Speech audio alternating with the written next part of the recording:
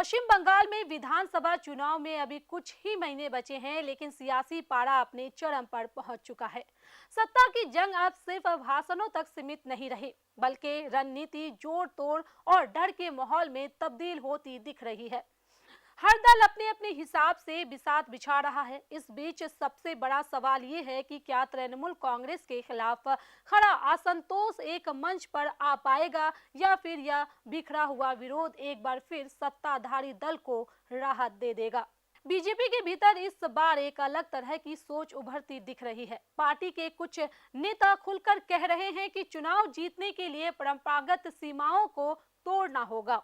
अच्छे कांग्रेसी, वामपंथी और यहां तक कि तृणमूल के असंतुष्ट नेताओं को भी बीजेपी के मंच पर लाने की बात हो रही है। अभिनेता से नेता बने मिथुन चक्रवर्ती ने हिंदू कम्युनिस्टों को न्योता दिया, तो प्रदेश अध्यक्ष सुकांत मजूमदार ने अच्छे कांग्रेसियों से बीजेपी में आने की अपील कर दी। सवाल ये नहीं है कि बयान क्यों दिया गया, असली सवाल ये है कि क्या जमीन पर इसका असर पड़ेगा। क्या वाम और कांग्रेस का परंपरागत वोट बैंक बीजेपी की ओर शिफ्ट होगा? क्या दशकों से चली आ रही विचारधाराएं सिर्फ सत्ता की चाह में पिघल जाएगी? इसी को समझने के लिए सोशल मीडिया पर एक पोल कराया गया। फेसबुक, यूट्यूब, एक्स और इंस्टाग्राम पर हुए इस पोल में 709 लोगों ने अपनी राय दी। नतीजा चौंकाने वाला है। 70% लोगों का मानना है कि बीजेपी की इस रणनीति से वाम कांग्रेस के वोट खींच सकते हैं।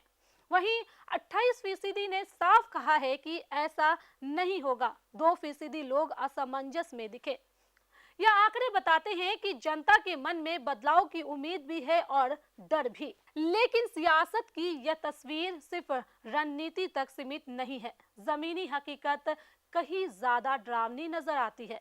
फरक्का में तृणमूल विधायक मनीरुल इस्लाम की मौजूदगी में वीडियो कार्यालय में हुई तोड़फोड़ ने प्रशासन की रीढ़ पर ही सवाल खड़ा कर दिया है।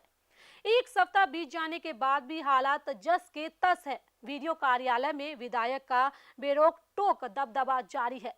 ऐसा लगता है जैसे सरकारी दफ्तर नहीं, किसी नेता की निजी जागीर हो। पुलिस की मौजूदगी में भी दबदबा कायम रहना कई सवाल खड़ा करता है। प्रशासन आखिर कहां है? चुनाव आयोग ने एफआईआर दर्ज करने का निर्देश दिया, समय सीमा भी तय की, लेकिन अब तक यह साफ नहीं हो पाया है कि राज्य प्रशासन ने कोई ठोस कदम उठाया या नहीं। इस पूरे मामले पर जनता की राय भी सामने आई। एक अन्य पोल में 65% लोगों ने माना है कि जिलों में सरकारी दफ्तर स्थानीय नेताओं ही चला रहे हैं।